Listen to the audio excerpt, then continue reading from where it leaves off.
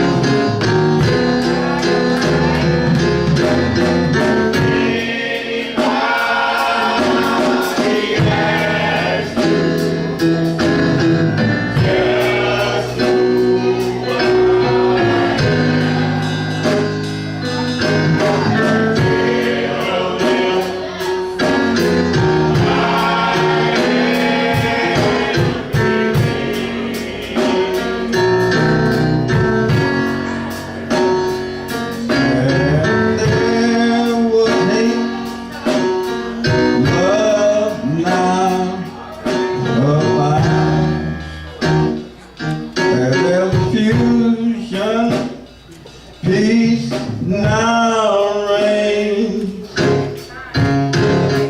I am a child of the King. It's all because I am free.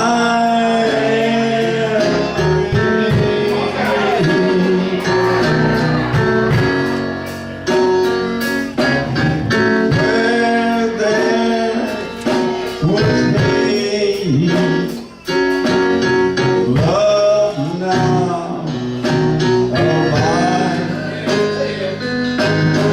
Where there's confusion, love is now reign. I am a child of the King. It's all because I am free.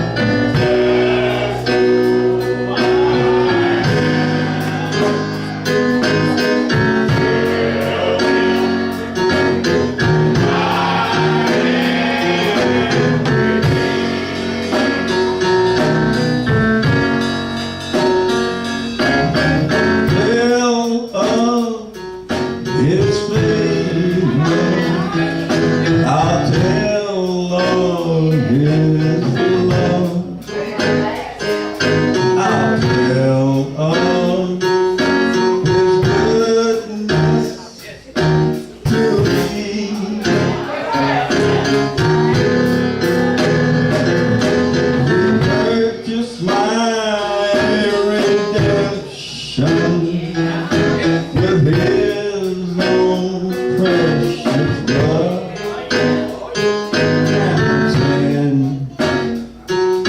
I've been set free.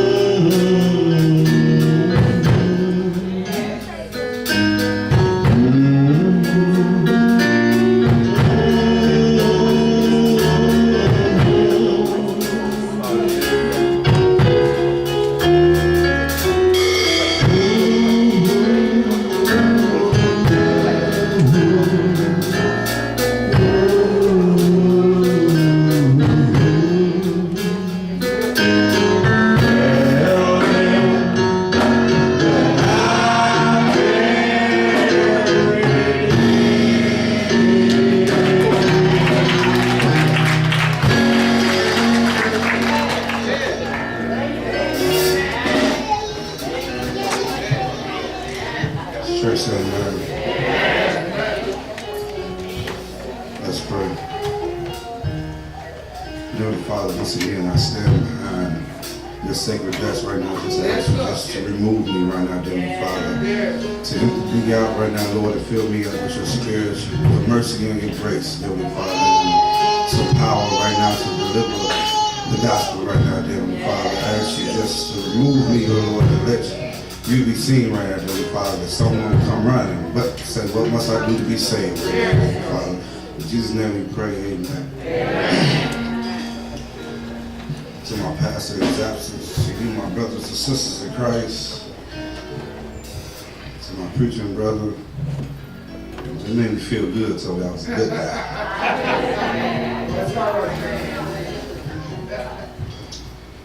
But I'm not going to hold too long. I'm going to do what I'm supposed to do and sit on down. We're going to go once again today. The 3rd chapter, the 17th and the 18th verse.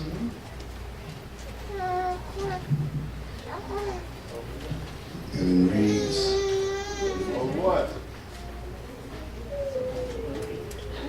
Daniel, the 3rd chapter, 17 and the 18th verse. I ain't too far back there.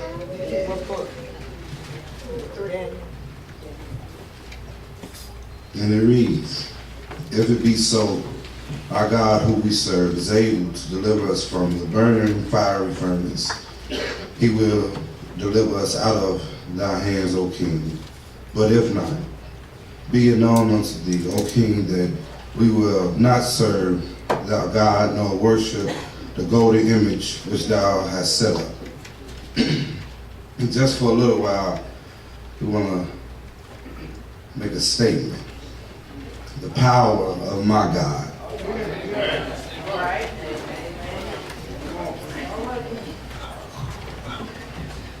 Now, we look at our text today, the power of my God. It is very catchy. It also lets somebody know that you know something about your God. When you can say with confidence that I know the power of my God. Now, when you know the power of your God, it seems sometimes to make life not easy, but more convincing. When you go into your situation knowing that you know the power of your God. See, saying that you know the power of your God is saying, like, when I go into this thing, I'm going in already knowing that I have the victory because I know who I serve. I know who my life belongs to. I know the power that I possess, which God has given to me, because I know the power of my God. See, knowing the power of your God sometimes confuse not only your enemies, but people around you. Sometimes people be knowing that you're going through all type of hell on every side of you. But they wondering why you still smiling and why you still happy and wondering why you still running around the church and wondering why you is jumping for joy. And it seemed to confuse the folks that supposed to know the power of the God that you serve. But I learned that even when I'm down, when I don't have anything, when I have lost it all, when I'm confused and trouble seems to be all around me, then we want to call on God. But when you are down and when you are confused and when trouble is all around you, you should already know that I know the power of my God. I know what I'm going through, because see, I have learned that, you know, when you say you know the power of your God, you better watch out. Because something is on the horizon for you standing for God. See, I learned that if you go through something for the master, you best believe that you're not going through this for nothing. You're not going through this just to say, I've been through something. No, you're going through this because you've been molded, set up, and ready for what's on the way. So you have to know the power of your God. Because when you know the power of your God, it seems like when I'm down and when I'm out, when I can't see my way through, when I don't have no money, when my bills is on the horizon, when I can't seem to get where I need to go, it's some way, somehow, God makes a way. And he's not doing it just to show you something. Because I learned that God shows his power through us to tell somebody else. Because when you know the power of your God, it seems like every now and then somebody want to know who your God is. I don't know if you caught that. I'm going to say it one more time for you. When you go through something that someone is looking at you and they wondering why you going through and why you crying, but still you manage to make it to the house, it is just to show the power of your God. Because see, when you show your power, God is going to show his power. You got to know that you can't be scared to show who you serve and who you know and who is your God and where all your help comes from. There's no need to tell nobody that all my help comes from the Lord, but I'm scared to go tell somebody about a living and true God because of the power that I possess, that God gave me. I know the power of my God. It doesn't matter where I'm at or where I go. I have no problem talking about the power of my God. When I'm with my friends and we just sitting around playing the game, if anybody knows Sean, they know that he loves that Xbox. And when I'm sitting with my friends and something come up, and I have no problem telling them about the power of my God. Because my friends asked me before, how did you manage to keep your sanity when you lost your child? Because I told I know the power of my God. I would have been out here losing my mind, but I know the power of my God. Because if you look into the Bible always sets you up. I learned this about the Bible. Yeah, that's why it says it's a two-edged sword.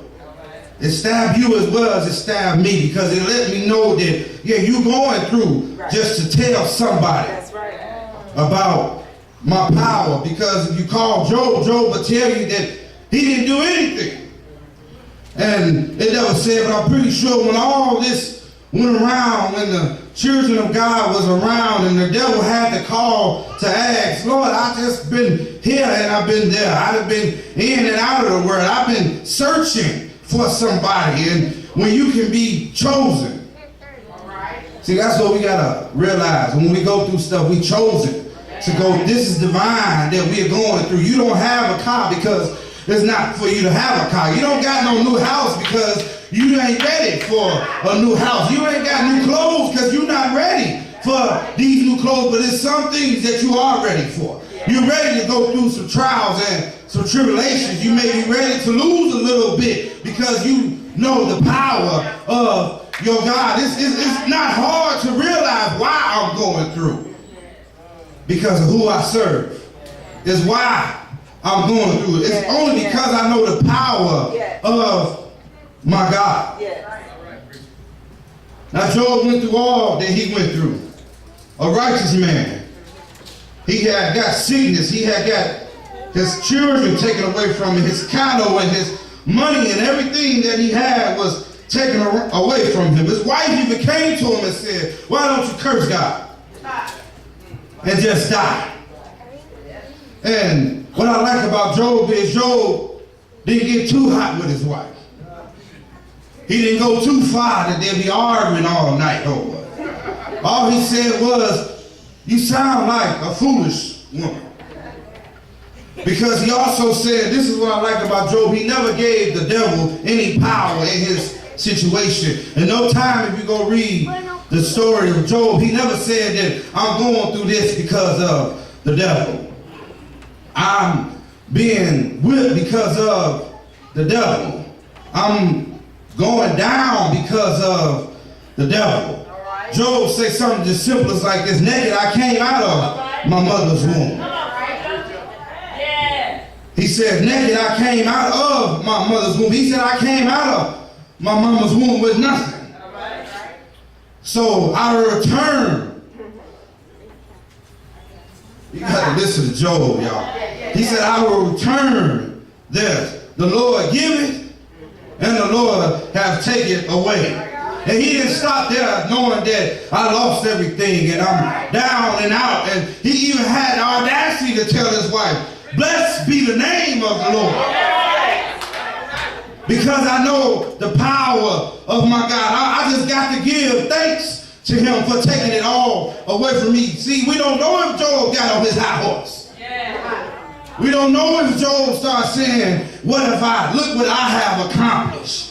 But all we do know that Job said is, naked I came out of my mother's womb. Naked shall I return. And the Lord giveth, and he also will take it away. Then Job even said and proved his point to his wife in the last statement when he said, shall we receive good from the hand of the Lord? And God shall not receive evil in the same matter. That's saying unto you that who are us to go through something and when it's all good, it's okay. When I have it all, it's fine. When I have no problems, I'm satisfied. But when I'm on my way down, when I seem to be confused, then who am I not to take this from the Lord? I learned that I don't mind going through a little bit every now and then to show the power of my God. I know my God has a great track record. And I heard a friend of mine say that if my God wrong, then at the end, we'll see who God gonna be standing. If you don't believe in my God's power, then you go check his resume. It started a long time ago. He didn't just start doing this stuff.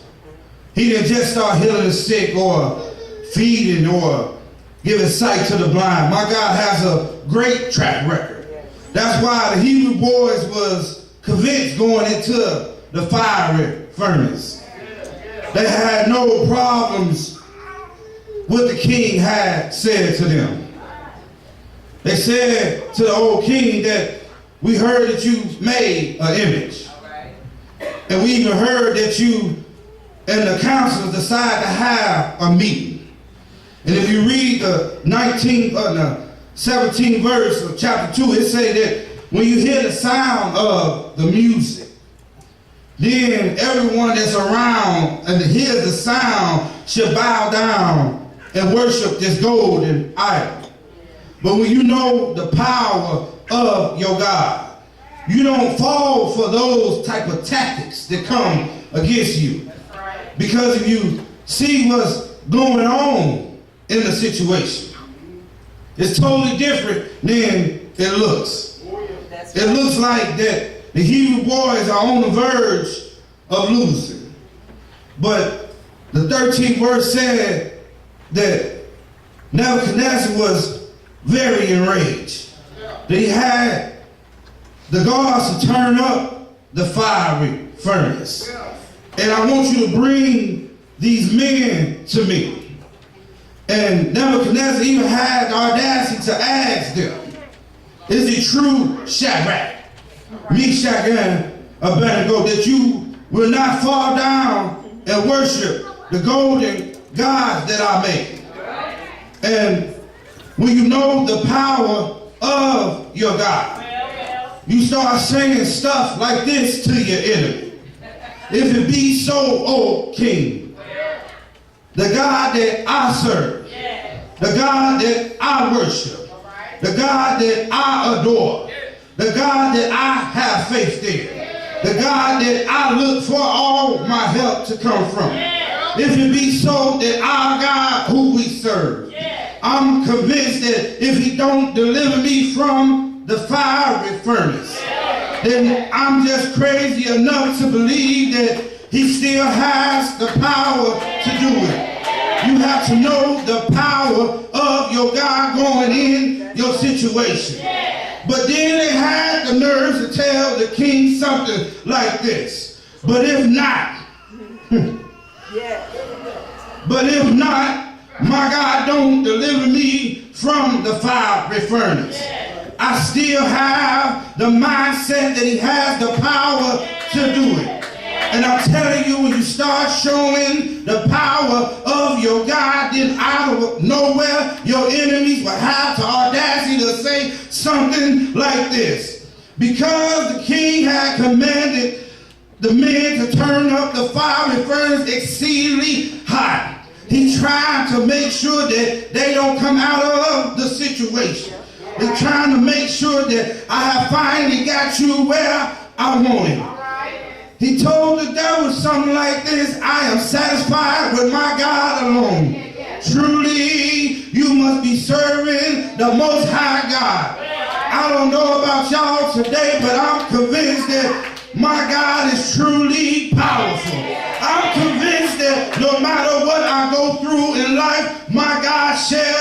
supply everything that I need. I don't know about you, but I have been convinced that my God is the true and living God. I've been convinced that he's a father when you're fatherless, in the midnight hour, a friend when you're friendless. I've been convinced that when mama had to leave me, then I have a mother on my side.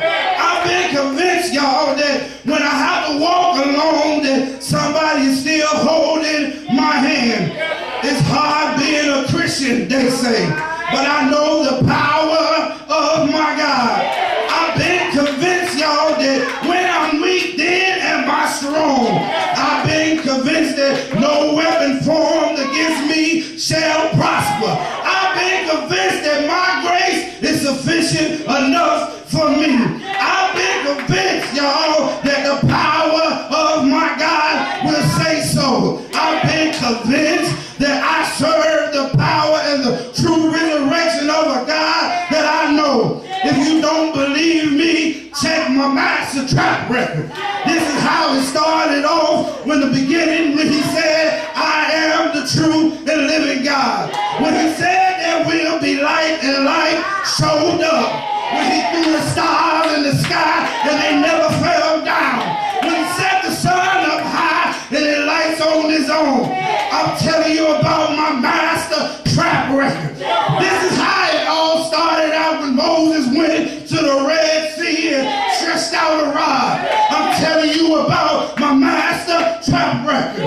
I'm telling you when Abraham walked up to the top, it was a ram in the bush. I'm telling you about my master track record. I'm telling you he's a wheel in the middle of a wheel. I'm telling you about my God's power.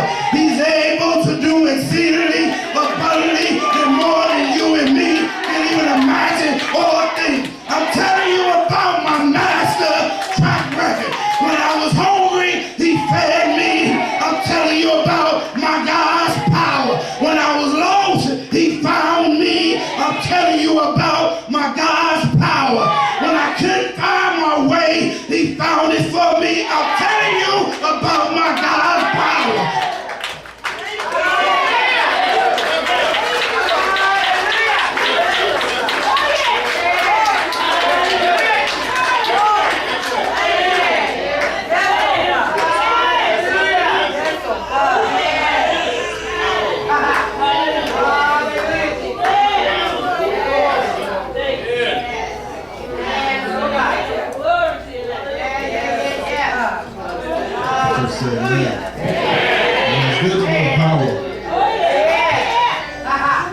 Not the power of God, but the power of your God. Sometimes you have to question God somewhat for the servant, but as long as you know the power of your God, and, you can face things that most folks say you couldn't face.